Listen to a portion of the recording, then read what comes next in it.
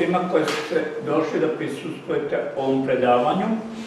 Ja sam Miodrag Stanković, predsjednik sam Slovenačke kulturne zajednice Mura. Ja ću par rečenice reći nešto o kulturnoj zajednici Mura. Ona je osnovana 2013. godine i bavi se promocijom kulture Slovenaca na teritoriji pre svega opštine Negotin, a možda malo i šire. Šta smo radili? Prvo što smo uradili da Negotin dobije ulicu Davorina Jenka. Pa smo onda radili promociju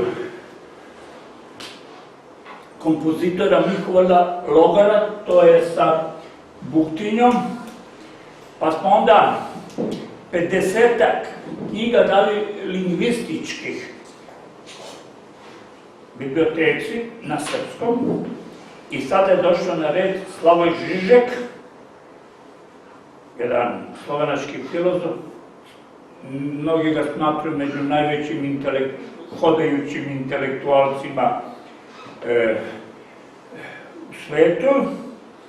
I onda ja sam 14 knjiga uradio i dao u biblioteci, znači možete da idete da ih pročitate ako ste zainteresovani. Danas su moji gosti, pre svega priču će da vodi Kalušević, on je taj koji je sve to, ja sam to samo producent, da prostite našo pare. A on će da objasni sve koji će večeras da vam se obrati i sve ostalo. Ja vam se zahvaljujem još jedan put, hvala.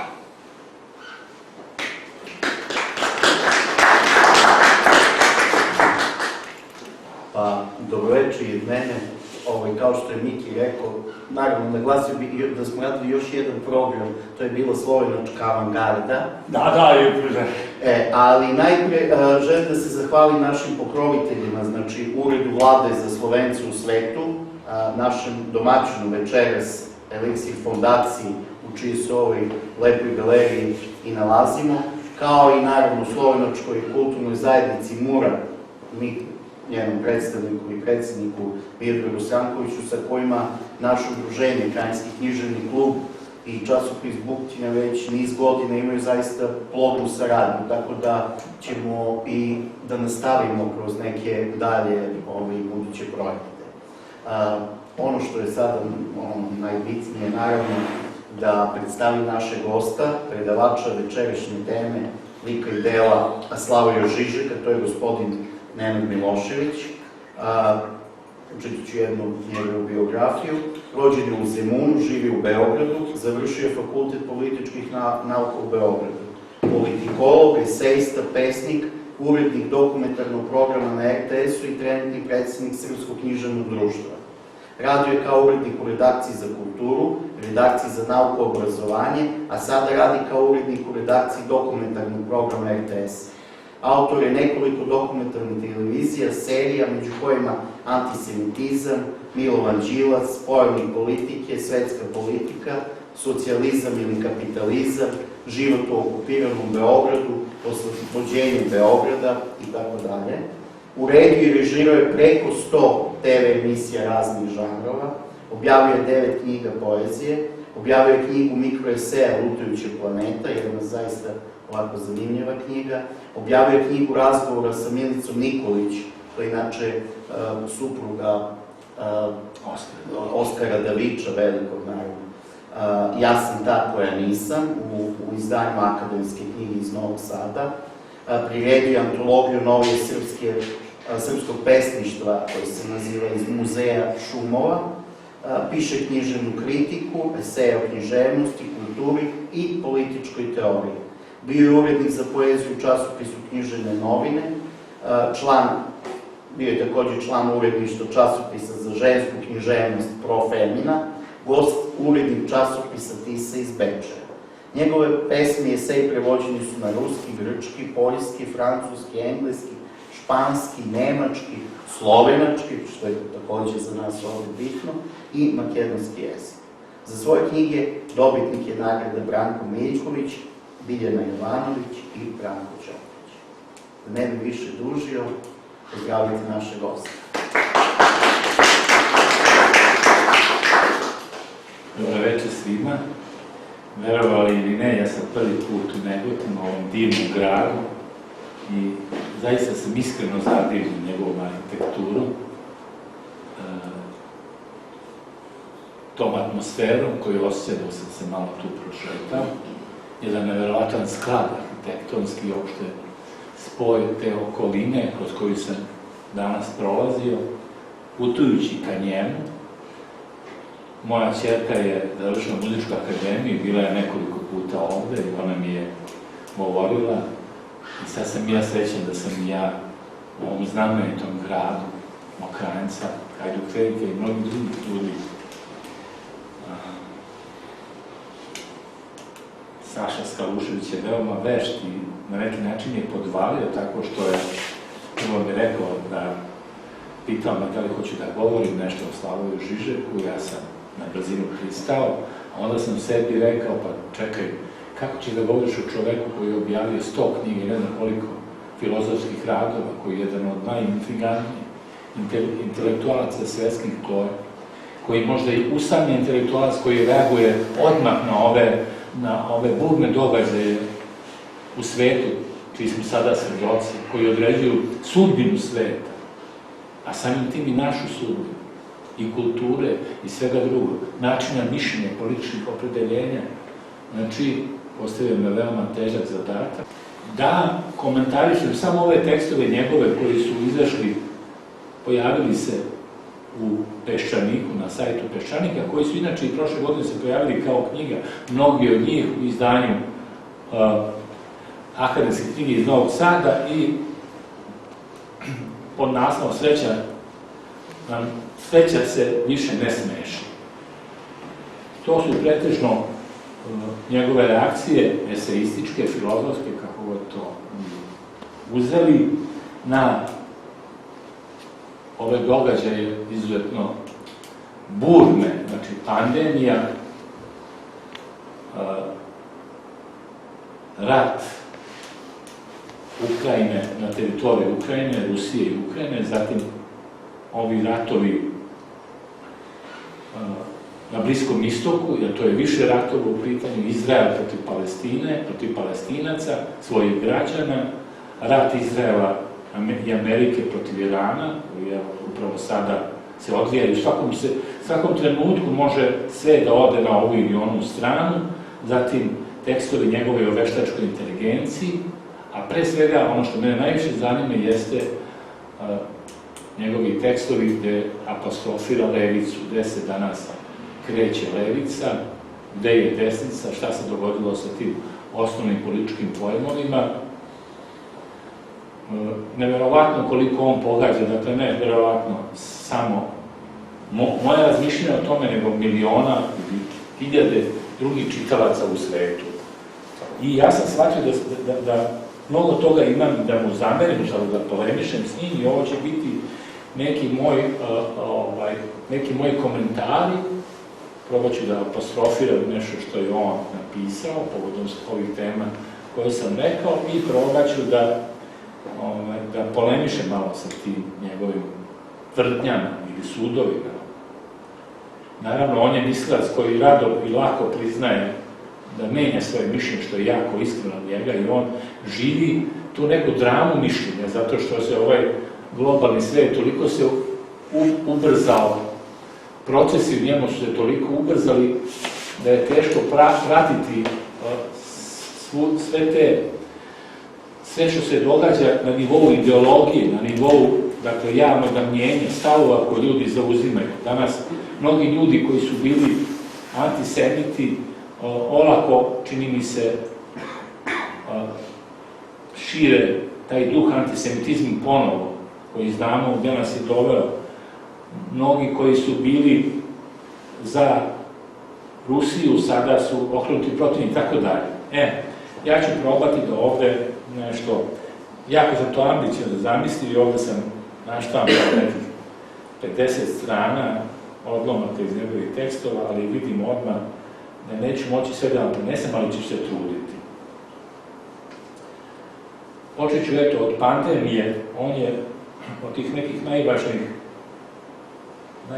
po meni stvari, jer u svakoj krizi Žižek vidi da možemo doći do nečega, do novih nekih kvaliteta. On je, naravno, dijalektičar, njegova uža sfera filozofskih interesovanja upravo se negde vrti i bazira na Hegelu i naravno na marksizmu, tako da će, a on je i poststrukturalista, nemoguće u stvari i dati neki njegov portret, jer on je neki filozof koji se neprekidno menja ili on je neko kome najviše intrigira pored Janisa Varoufakisa i našeg ekonomiste Milanovića koji objavljuje tekstove i u Washington Postu i drugim američkim časopisima, a sve češće na isto pomenutom sajtu Peščanik. Mislim da, a ono što je mene u stvari najviše zaintrigiralo kod Žižeka jeste da li je moguće i kako baštiniti ono što je preostalo i šta je preostalo od nasleđa marksizma, odnosno levice, i da li možemo te vrednosti ponovo na neki način oživeti i da li nam one mogu pomoći da izađemo iz ovih posledica neoliberalne politike Zapada i na koji način. Sam sam u mladosti bio, nikad nisam pripadao partiji, ali sam preko nadrealizma u stvari postao levičar, iako sam na fakultetu morao da čitam kao obaveznu lektiru marksista, ali sam sam zavolao i moji mislioci, omiljeni su Đerđe Lukač, i stariji i mlađi, zatim Habermas, o kome ću nešto kasnije reći, koje ovde apostrofira Žižek, i pokušat ću da pokažem kako nije Žižek do kraja iskren, da li svesno ili nesvesno, to ćemo vidjeti.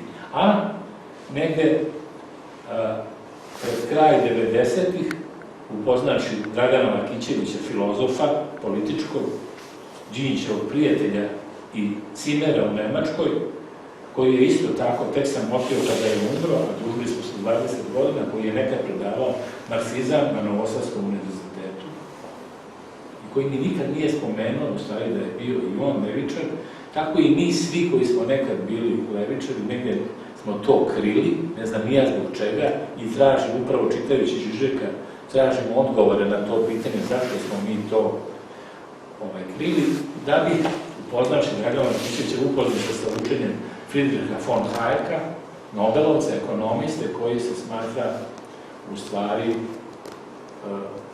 bazom onoga što se kasnije nazvalo neoliberalizmom, mada to sam Hayek nikad ne bi priznao, kao ni Popper bi ostao. Onaj neoliberalizam Margaret Thatcher i Ronalda Reagana i svega i kopiranja tih modela, nikada oni to ne bi priznali. Hayek je govorio da mi samo trebamo dosledno da primenimo liberalne principe 19. veka i Dragan je govorio da u stvari neoliberalizam ne postoji, da je to pogrdni naziv za liberala. Sad da preskočimo tu liberalnu priču, kroz koju je siguran sam, jer nisam pročitao sve Žižekove knjige kojih ima 100, isto prošao do 100. Na neki način mi sad treba da se oslobodimo liberalizma, a to nije lako, zato što se u okviru liberalne filozofije kriju ta ljudska prava i video sam i čitajući ove tekstove Žižeka kako i on oscilira između liberalizma i levice, čas je u jednom diskursu, čas je u drugom, kao i mi. Rado bismo mi zadržali učenje o ljudskim pravima, u stvari o osnovnim slobodama, koje je ustanovio John Locke, da je pojedinac neprikosnoven, a opet nam je potrebna solidarnost, jednakost i tolerancija koju su razvili marksisti. Kako ćemo to da uskladimo, da bi ponovo mogli da iskoristimo potencijale koji su u svima nama, i nas niko ne pita šta mi mislimo, a mi bi mogli da kažemo mnogim ovim našim novim vladarima i svetskim i ovim lokalnim, šta mi mislimo i da bi svet sigurno i ova naša zajednica i mikro i makro bila bolja ako bi nas pitali, a ne znamo zašto i pored društvenih mreža i razvijenih sredstava komunikacije, mi nemamo, tako smo usamljeni.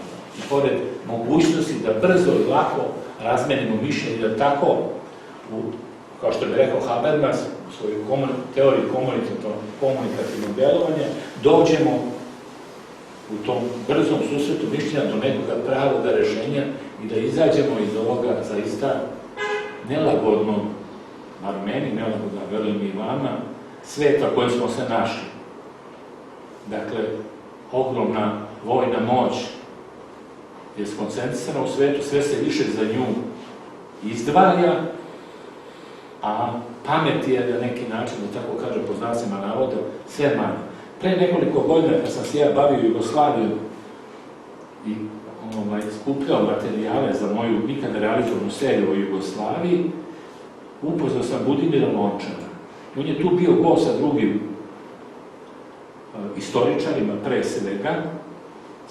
Sonja Biserko me upoznala s njim i on je imao svoje izlaganje, mislim da je to bilo 2017. i 2018. godine, i on je govorio nama posle o neverovatno, kako je uočio da se svet verovatno naoružava, to je bilo pre 9 godina, a mi smo verovali da smo to prevladali. Zašto bi se sad svet napravio? Ja sam u sebi rekao, pa mislim, zašto nam to Budimir Lončar govori, tako pametan čovjek, da bi se njegova ta predviđanja na neki način ostvarila, i to njegov, on je nas upozoravao, mi smo govorili zašto se Jugoslavija raspala iz raznih, izdat je izbornik, Helsinški taj odbor komitet je izdao izbornik o tome i on je, i meni te Lončarove reči i sada odmanjuju kada počinjem da pričam o, kada govorim, i mislim kako bi to bio dobar susret između Žižeka i Budimira Lončara. Ja se zalažem da takav sve, kao negdje i Žižek, da je moguć susret te dve tradicije, jednog posljednjeg ministra inostranih poslova sa velikim znanjem i iskustvom, jednog Žižeka. I kada bi se napravilo u teoriji komunikativnog delovanja Habermas, ti susreti, kada bi se ubrzali, došli bismo do rešenja. Ali šta nam ne da dođe do tih rešenja, sad ćemo pokušati da to odgovorimo, govoreći o Žižeku. I ja sam dosta sam i kritikovao ovde. Ne znam ni ja zbog čega Žižeka. Ne kritikovao, nego sam izložio i izložit ću neka neslaganja s njim.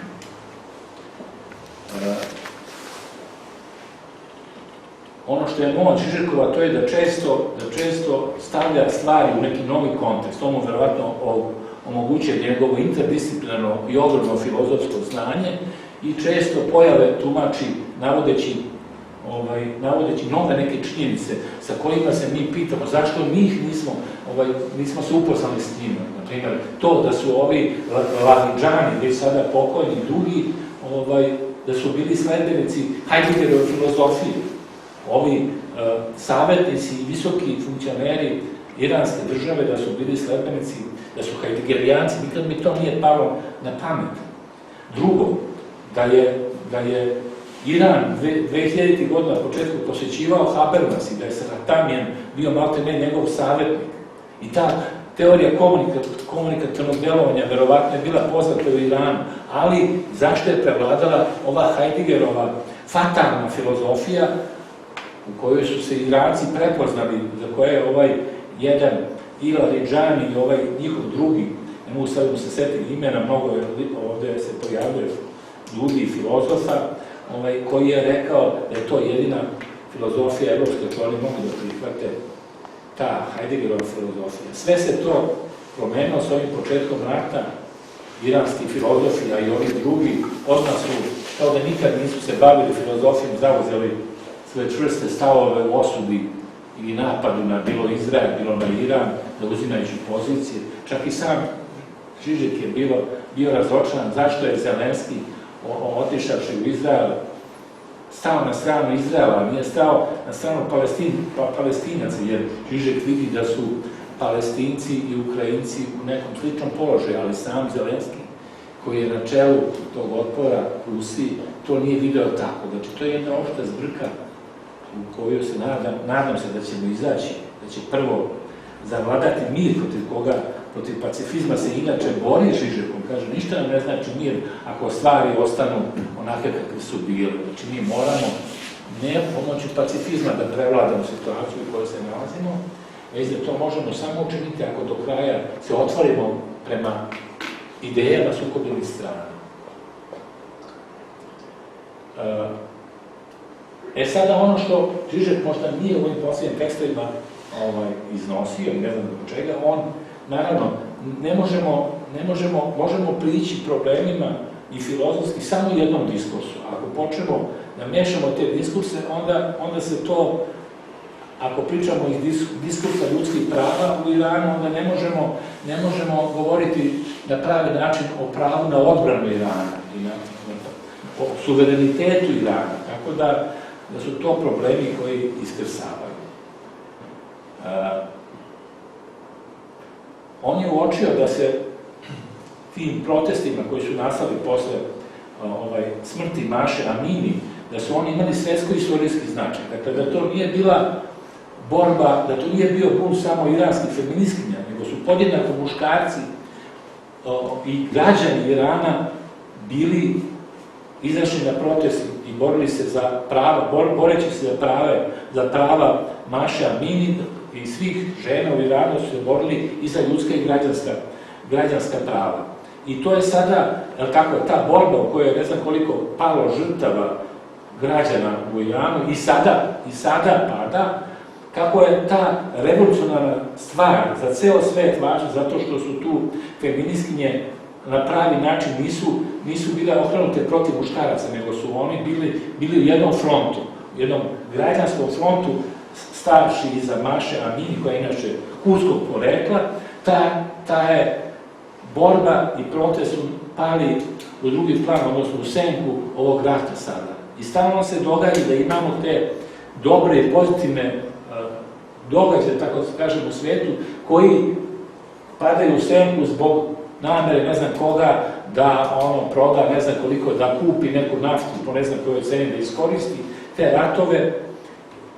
I stalno u stvari Žižek na mjestu kaže, pa sve se sastoji, svuda su bande, globalizacija, svuda je on naziva ovu službu imigrantsku u Americi, naziva isto bandama kao ovim bandama u Kongovu, koje su posle građanskog rata u Kongu ostale naoružane i koje u stvari čine uslugu multinacionalnim kompanijama da bi dobile novac za koji će kupiti oružje. I da li ćemo se mi ikada osloboditi tih bandi? On navodi da se te bande, ja se plašim sada, da te bande ne ostanu, možda i u Evropi, navodi i bandu koju je Putin formirao, a to je Prigožin, koga se oslobodio umeđu vremenu. Znači, kako ćemo se mi osloboditi tih bandi, možda one u našoj staroj Evropi postanu osnažene, kao što su u Africi. Jer u Africi trenutno su kineske kompanije, ruske kompanije, američke kompanije, britanske kompanije, plus te bande. U bande, mislim, razlikuju se te bande. U Libiji isto su se pojavile te bande. Pojavili su se islamisti, ali nećemo njih nazivati bandom, oni se bore za neku islamističku pravdu. Ali kako ćemo ponovo mi da vratimo oružje tamo gde treba da stoji u državama, kako ćemo se vratiti tom starom pojmu suvereniteta. U Savetu bezbednosti Jedinih nacija mi operišemo i dalje, ali izgleda to prazna priča. Niko ne spominje tamo te bande, osim Žižeka. Dakle, Žižek govori o onom zazornom, ono što je zazorno u međunarodnim odnosima. Jedno od toga su te bande. I ovde sam ja zamerio da li se može govoriti o suverenitetu Irana, koji svojom politikom i podrškom grupama kao što su Hezbollah, kao što su Hamas i drugim grupama na Bliskom istoku, da li ta država može onda da se poziva na svoj suverenitet i na pravo odbrane svog suvereniteta ako podriva suverenitet Libana, pomažući Hezbollah, ako podriva suverenitet ili prava Palestinaca tako što pomaže Hamas.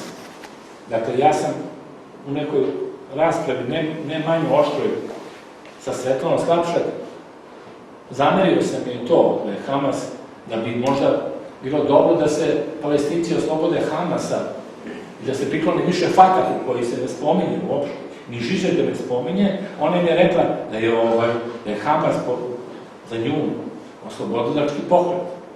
Ali sad, da možemo mi da napravimo granicu između oslobodilačkog i terorističkog pokreta?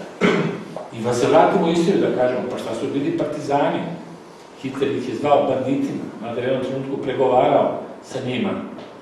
Đilas i Vladimir Velebić su 43. u Zagrebu pregovarali, ali bez znanja Hitlera.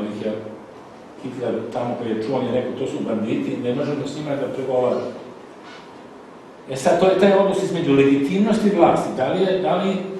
Da li Iran suverena država sada jeste kad je napadnut? Svi ćemo stati na stranu suvereniteta neke države, ali da li on izgubio legitimnost zato što je, izgleda, pobio nekoliko desetina hiljada svojih građana u poslednjih godinu dana od ovih protesta koji su nastali, i to i dalje traje. Žižek sam to spominje, ali to pada u drugi plan, jer sad moramo braniti suverenitet, jer ako ne odbranimo suverenitet, sve onda pada u vodu i onda, jer mi poznajemo samo jezik suverenosti. Ako to napustimo, onda nastaje ta anarhija.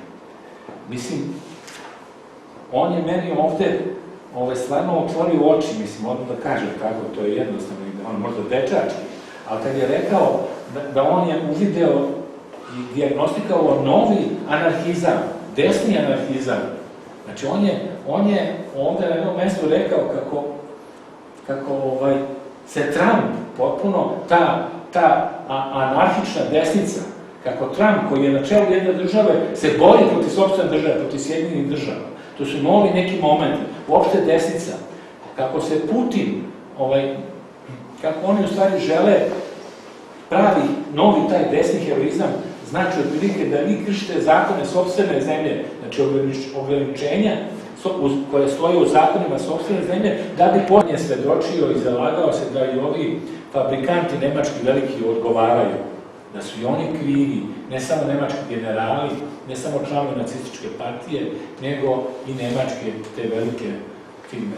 To nije prošlo, Amerikanci to nisu dali. Franz Neumann. I on je rekao, ja sad čitam njegovu knjigu Behemoth, koju je izuzetna, koju sam kupio u Zagrebu. Volao bi da napravim intervju sa Žižekom, imao bi što ste ga pitan, samo da se drži Neumanna. On kaže, otprilike da je u stvari nacizam, da je on bio izraz nemačkog kapitalističkog imperializma. Nije on bio stran uopšte tako nemačkom kapitalizmu. I čitajući Neumannovu knjigu, tamo stoji kako je Hitler rekao da privatnom kapitalu, privatnoj imovini u Nemačkoj ne sme ništa da fali. To ne smeju oni fašisti koji mogu da mlate, koje god hoće s onim motkama u crnim ili zelenim košuljama, ne smeju da uopšte diraju privatnu imovinu, osim ako nije jevrejska i osim ako ona nije na neki način povezana sa komunistima ili socijaldemokratama. Još na jednom mestu, tu me naročito oduševio, samo ću to da kažem pa ću to završiti, jer baš mi je žao, a šta ću? Ja sam kod Neumanna video da je glavni krivac za sve te pobede u radikalistama i levih i desnih, pogotovo u Evropi, bila u stvari socijaldemokratija.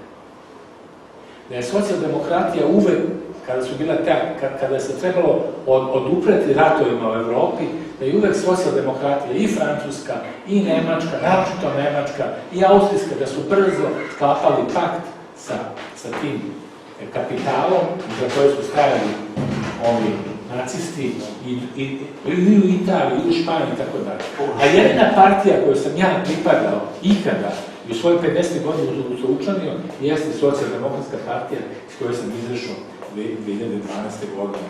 Gorko se kajeći, video sam u stvari da je najveći izdajica, ako se tako može reći, da su to socijaldemokratske partije najveće kukavice i među jugoslovenska socijaldemokratija i srpska socijaldemokratija, da su uvek stajale na stranu stvari ovih krupnog kapitala.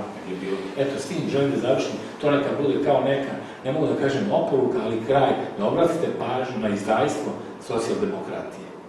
Jer ona može, jer socijaldemokratija, samo da kažem jednu rečenicu, na čemu se zasniva naivno njeno izdajstvo, zato što je verovala da će progres nauči i razvoj, porast bogatstva, da će eliminisati te razlike između ovih posrednika kapitala i ovih koji nemaju kapital. Tačno je da je proletarijat nestao, ali pojavio se prekarijat. Još gore, nemaju ni ugovore. kažu ovi liberali, pa nema više proletarijata, o čemu ti pričaš, tako da. A koliko ima nezaposlenih, šta su ovi svi potlačeni u svetu?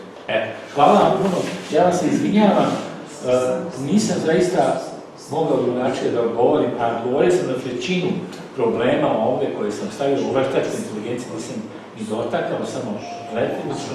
Ja vam se zahvaljujem, izvinjavam se, Ako neko želi da pita... konfuzan, nisam imao drugi izbor, bar moje moći mi nisu